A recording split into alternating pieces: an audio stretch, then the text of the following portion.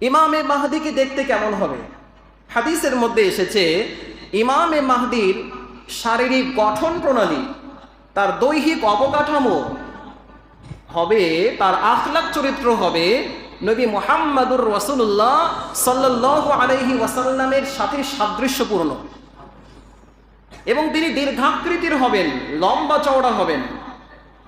ইমামে মাহদির কপাল থাকবে প্রশস্ত, কপালটা বড় হবে, প্রশস্ত কপাল হবে। ইমামে মাহদির নাক হবে লম্বা সরু, তার মুখে থাকবে চাপ দাড়ি, ঘন কালো দাড়ি থাকবে। ইমামে মাহদির চেহারা হবে আকাশে উজ্জ্বল তারকার মতো। সুবহানাল্লাহ বলেন।